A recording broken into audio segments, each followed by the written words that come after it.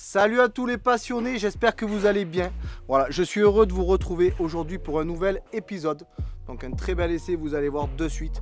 Donc aujourd'hui on a choisi un très bel endroit. Regardez cette vue panoramique, si c'est pas magnifique. Donc nous sommes au col de l'Isop. Donc le col de l'Isop, c'est quelques kilomètres avant le col de Fombelle. Col de Fombelle, mythique, spécial de rallye Monte-Carlo, Sisteron, Thouars. Donc on n'a pas choisi n'importe quel endroit, hein. Donc il y a des très belles routes, vous allez voir ça. Et surtout écoutez-moi ce silence, écoutez. Mais ça va changer dans 3, 2, 1, c'est parti.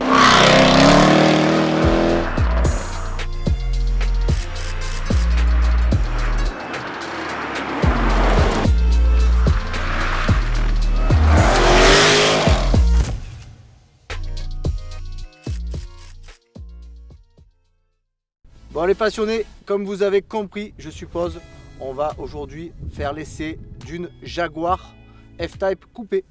Mais pas n'importe quelle F-Type coupé, puisque vous avez donc la Jaguar F-Type coupé R qui fait, avec son V8 compresseur, 550 chevaux.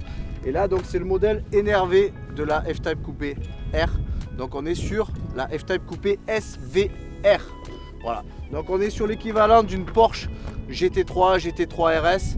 Vraiment, donc on est dans le mode énervé de la Jaguar F-Type. On est sur la Jaguar aujourd'hui la plus radicale du marché. Donc moteur avant, V8, 5 litres, 575 chevaux et un couple de 700 Nm grâce à son compresseur.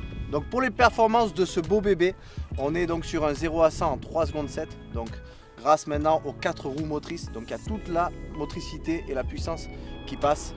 Vous avez donc une vitesse de pointe à 322 km/h. Donc on fait vraiment partie des GT sportives à très haut niveau. Allez c'est parti, je vous montre le moteur comme d'habitude, bien sûr.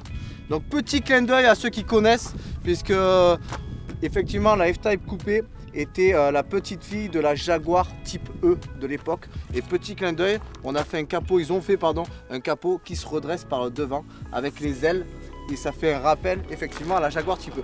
Donc on retrouve là, comme je vous ai dit tout à l'heure, le moteur Jaguar V8 5 litres, compresseur, 575 chevaux, 700 Nm de couple et une sonorité comme vous l'avez déjà entendu à couper le souffle. Bon, les passionnés, une fois au volant de cette auto, je peux vous dire qu'elle distille des sensations exceptionnelles.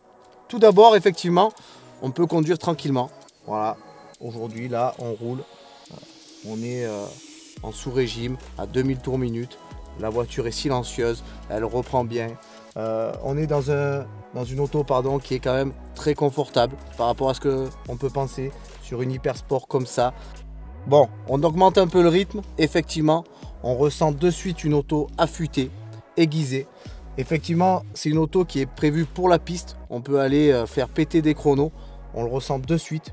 On a un moteur une fois les valves d'échappement enlevées qui est totalement hallucinant. Ça glougoute, on lâche l'accélérateur, ça gronde, c'est vraiment... On a effectivement des frissons à chaque fois qu'on lâche l'accélérateur avec cette auto. On a un freinage qui est totalement démoniaque.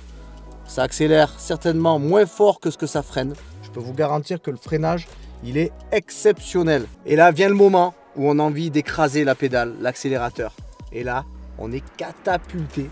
6500 tours minute, ça pousse tout le temps, la boîte elle claque, ça passe à une rapidité, c'est impressionnant, on est collé au siège, vraiment, on n'a toujours qu'une envie, accélérer.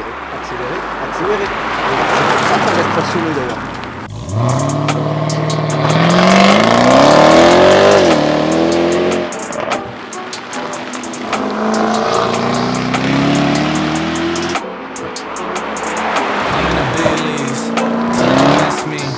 Ballin' like Houston, ayy, feeling like Whitney. I need a bag, bruh, send it through quickly. I make a hit, dog, like I'm in the big leagues. Told that I'm a dog, I'm riding a roller car, and then I'm back in my bag now. So I need that gun, hits when he throwing the fastball. Just too quick for it, peeling off like the whip orange. Seen they effort this piss poor. Alors, les passionnés, une fois à l'intérieur, mais vraiment, je peux vous garantir, on sent un univers, mais sportif. Bien entendu, les baquets, vous verrez par la suite.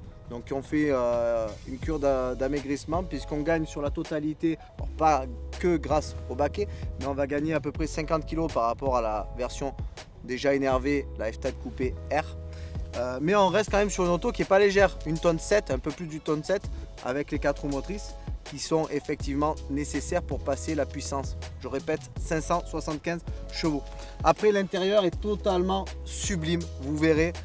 On est sur une auto donc très sportive, très bien configurée. Donc on reprend toutes les surpiqûres bleues, l'Alcantara, voilà, le siège de toit Alcantara. On est vraiment, je vous dis, on est très bien. Vous allez voir tout à l'heure, c'est vraiment superbe. Siège électrique, chauffant, réfrigérant. Pour la partie média, bien entendu, caméra de recul arrière, radar de recul. On a tout ce qu'on retrouve maintenant sur les autos récentes de toute façon. Il n'y a aucun problème. Un écran peut-être un peu plus petit, effectivement, par rapport à ce qu'on peut trouver chez Mercedes. Mais par contre, on a vraiment une finition à la hauteur, mais vraiment à la hauteur des Allemands. Alors, maintenant, je vais vous montrer quelque chose vraiment qui est très beau sur cette auto. Venez voir ça. Regardez-moi cet arrière. Il est totalement monstrueux, vraiment. Ces feux sont sublimes. Par rapport à là, toujours F-Type Coupé R, ils ont rajouté un aileron carbone qui se lève à partir de 90 km/h pour générer bien entendu plus d'appui. On va avoir effectivement ici un échappement spécifique aussi où on a perdu quasiment 14 kg. Donc on est sur un échappement full titane. Et vous allez voir, mais croyez-moi, qu'on l'entend.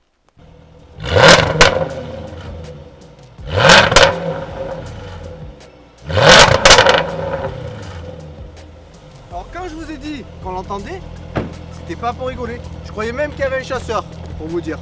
J'ai eu peur. Bon mes amis les passionnés, ça y est, cet essai est terminé. De très belles routes et surtout une auto fantastique. Sonorité démoniaque, moteur envoûtant, un châssis exceptionnel, une motricité irréprochable, une très bonne auto. Manquerait un petit peu de fun, juste les roues arrière, ça serait fantastique. Voilà, mais en tout cas, une auto vraiment dans le top 10 de mes préférences. Écoutez, j'espère vous retrouver très prochainement pour une nouvelle vidéo. Surtout, continuez à vous abonner, c'est important, pour qu'on puisse continuer, moi et mon équipe, à vous faire de belles vidéos avec des belles autos, dans des beaux endroits. Voilà. Donc, je vous dis à très bientôt sur Tumain Auto Passion, la chaîne, et retrouvez-moi sur YouTube. À très bientôt pour une prochaine. Ciao, ciao, et surtout, restez passionnés. Ciao.